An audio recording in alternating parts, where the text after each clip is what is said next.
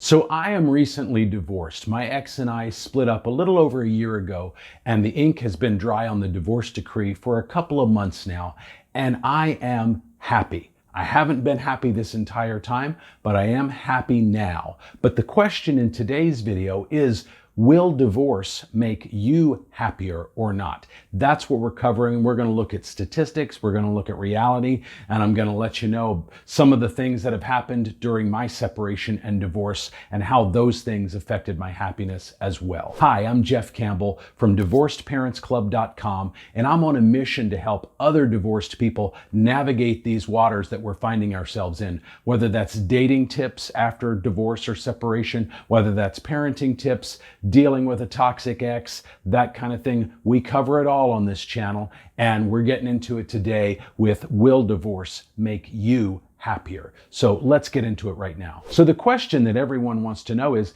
what's better, to stay in an unhappy marriage or to get divorced? In all honesty, what you really want to do is find something in between those two extremes. You don't want to stay in a bitterly unhappy marriage, and you don't necessarily want to get divorced either, especially if you have kids. You really want to find some middle ground there. Now, in my case, my ex asked for a divorce, like I said, a little over a year ago, and it came completely as a shock to me, totally out of the blue, totally unexpected. She'd never really expressed unhappiness before to that degree, and so it just kind of came out of nowhere, and she wouldn't budge. She never wavered from that all the way until we actually got divorced. And that wasn't really fair to me, wasn't really fair to our kids, and ultimately not even really fair to her.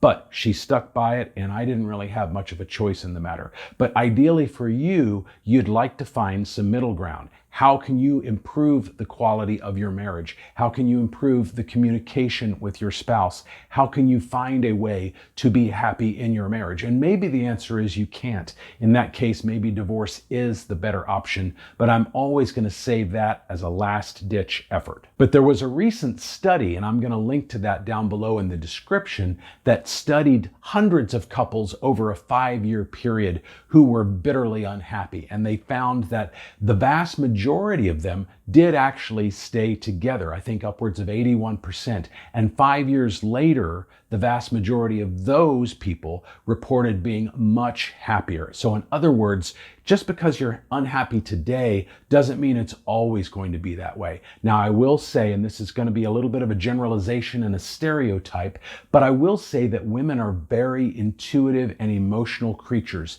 and they feel what they feel right now.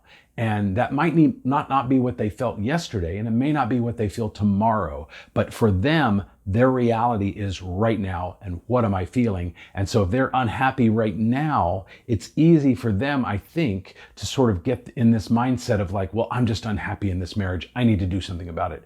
Instead of thinking about the fact, well, if I just kind of push through and maybe talk about this, maybe take some sort of action to kind of fix things, maybe I won't feel that way tomorrow. But a lot of women don't really think that way. Again, I know that's a bit of a generalization and a stereotype, but I do generally find that to be true.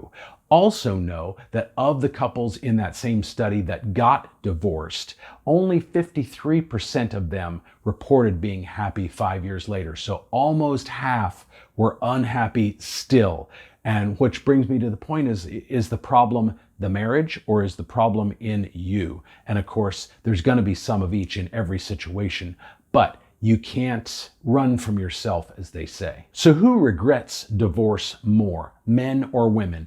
And the answer is, not surprisingly, if you've done any amount of study on this subject, not surprisingly, it's men that regret divorce more by quite a wide margin. 39%, almost 40% of men who get divorced regret that divorce, even if they initiated it themselves, although most of the time they do not. Only 27% of women regretted the divorce after it happened. And of course, as we've talked about in other videos on my channel, the vast majority of divorces and separations are in fact initiated by the woman, by the wife. Upwards of 80% of divorces are initiated by the wife. And again, I think that goes back to what I was talking about a minute ago, in that women they feel what they feel in that moment, without a lot of regard to, well, how did I feel yesterday? How did I feel last month? How am I going to feel tomorrow? They just know what they feel right then and there. And sometimes they just act upon that feeling without taking into account the entirety of their history with their husband. Real quick, if you like this video and you want to see more videos like it, please give me a thumbs up. Then, of course, smash that subscribe button and the bell notification button too. That way you get notified of future videos that I put out just like this one. But for now, let's keep going. So now let's talk finances, because that is one of the biggest downsides that both men and women face after a divorce. I know I'm feeling that crunch right now with my divorce being a couple of months ago. But men tend to suffer more though. Between 10 and 40% of men do suffer a significant financial loss following the divorce. That can either be for alimony, child support, or in my case, my blogging income and my YouTube income.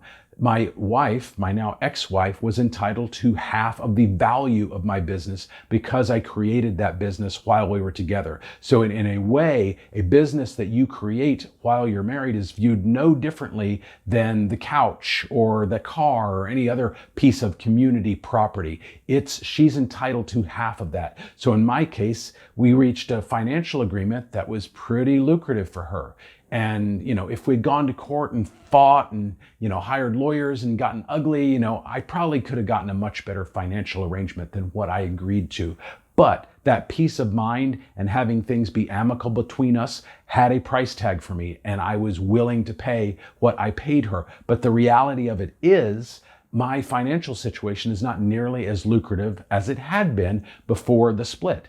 I make pretty good money as a blogger and a YouTuber, but I'm now giving her, roughly a third of my monthly income, and that has put a pinch on my wallet and what I can do and what I spend my time on, how I spend my money. So it is a definite factor and something that you're going to want to consider. I would not stay in an unhappy marriage purely for financial reasons, but if your marriage isn't completely done, and there is some big financial issues on the table, I would definitely try and find a way to work through those issues and reconcile and keep your marriage going, because it is a huge financial burden that I'm facing right now. And my only solution is to find ways to boost my income, which in most cases doesn't happen overnight. But the drop in my finances did happen overnight once the divorce decree was finalized. So what is a good reason to get divorced rather than staying married? And of course, I think the obvious answer is any form of abuse, whether that's verbal and emotional abuse, whether that's physical abuse. I grew up with a physically abusive stepdad who took it out significantly on my mom, and I had to watch a lot of that. Thankfully, he never really directed that at me or my brother in any significant way, but it still left a huge emotional scar on my life and how I think about things and how I see relationships, and certainly affects how I see abusive men, because it's one of the few things that really triggers me. But you're gonna want to get out of a marriage quickly if you're in any sort of physical danger, but even if you're being emotionally abused as well. Those are non-negotiable, complete deal breakers in my mind. In most other cases, though, I am going to recommend that you try and fix the marriage before you give up on it. My wife wasn't willing to do that, unfortunately, and I feel like all 5 of us, she and I and our 3 kids, I feel like we're all suffering because of her unwillingness to do that. So if you can find a way to work on it, go to marriage counseling, get a marriage coach, work on your communication together, maybe quit drinking together if alcohol sometimes fuels unpleasant conversations, as it sometimes did with my ex and I.